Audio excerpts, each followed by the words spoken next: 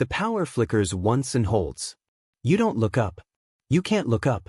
Your hands are inside a man's abdomen and the work requires everything you have right now. The generator outside kicks back in with a sound like a labored breath, and the single surgical light above you steadies. The room is a converted garage in a neighborhood you were driven to blindfolded. Not metaphorically. An actual blindfold. Removed when the car stopped. You've been here 3 times before. The table beneath your patient is a modified restaurant prep surface, stainless steel, at least, which can be sanitized. You specified this requirement in month 2 of this arrangement. They complied. This is the thing about the people who use your services. They comply with medical requirements because they understand that their product, the person on the table, is worthless if it doesn't survive. You are their asset protection. The irony of this is not lost on you. Your hands do not shake. They never shake. The room is 12 feet by 14. You know this because you paced it on your first visit, when the client was not yet on the table and you had 60 seconds alone to assess what you were working with.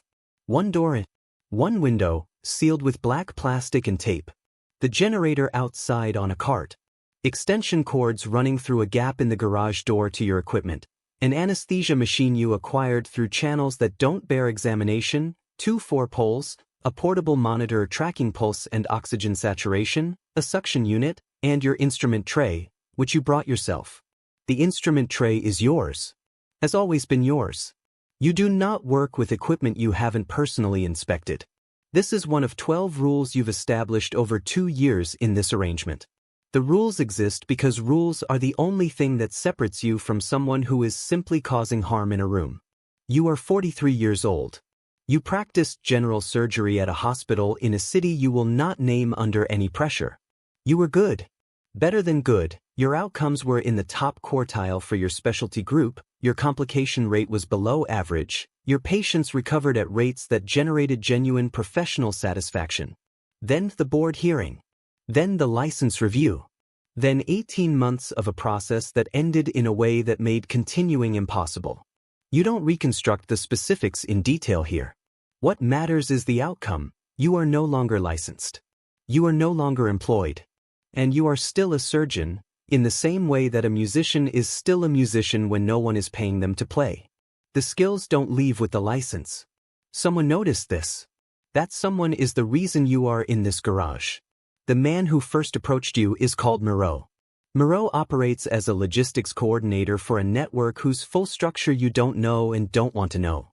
He is 48 Eastern European, polite in the formal way of someone who has learned that politeness is a more effective tool than aggression in most situations. He came to you 8 months after your license was suspended, through a contact you hadn't spoken to in 3 years, with a proposition that he delivered in a coffee shop in the middle of the afternoon as if he were discussing a consulting arrangement, which technically he was. There are people, he said, who need medical care they cannot access through official channels. Some of them have money. All of them have the same problem you have. In a way, they exist outside the systems designed to help people like them. You listened. You said you would think about it. You thought about it for 4 days. On the 5th day, you called the number he left. The patient on your table tonight is a man in his mid-30s. You don't know his name. You don't ask for names. Names create connections you can't afford. What you know, GSW to the lower right quadrant. Entry and exit, which is better than the alternative. The exit wound caused more damage than the entry. Your assessment on arrival, conducted in 4 minutes while 2 men watched you with the particular watchfulness of people who understand that you are the most important person in the room and are uncertain whether to feel reassured or threatened by this, indicated bowel involvement. Which is why you're here, with your hands where they are. Beside you is a woman named Petra. Petra is not a surgeon. She is a medical assistant, trained in Eastern Europe, practiced in circumstances she has also never explained, and technically proficient in a way that makes her irreplaceable in this environment. She hands instruments without being asked. She monitors the 4 lines without being directed. She reads the portable monitor with the same continuous peripheral attention of someone who has learned that the monitor lying to you is a thing that can happen and that catching it requires never fully looking away. You trust Petra to the degree that you trust anyone in this life. which is to say, completely within the operating context and with appropriate limits outside it. The bowel repair takes 40 minutes. You work in the specific silence of someone who has done this hundreds of times in conditions that were better and is now applying that accumulated precision to conditions that are worse. The generator holds. The monitor holds. The patient holds. The moment when things change comes, as these moments always come, without announcement. Petra says, pressure dropping. Not loudly, flatly. She has learned, you taught her, that urgency in the voice does not help the surgeon and does not help the patient. You see the number on the monitor. You feel the specific tightening that occurs when a complication arrives in the middle of a procedure and the margin for error becomes very small. Rate of drop, you say? Steady, not sudden. Steady and not sudden means controlled bleed, not catastrophic rupture. This is better than the alternative. You identify the source in 90 seconds. A vessel you'd addressed early in the procedure has relaxed. The suture held its closure, but the vessel itself has responded to the patient's physiology in a way that requires readdressing. You readdress it. One of the men who has been standing at the wall behind you takes a step forward. He is the patient's associate, you assume. He has been standing in the same position for 2 hours and the pressure change on the monitor has activated something in him. You don't look up. Stay where you are, you say. Your voice is level. He stops. Petra doesn't look at him either. You return to the vessel. You have found over 2 years that the authority of competence in a medical context is absolute in a way that even armed men respond to. They need you to succeed.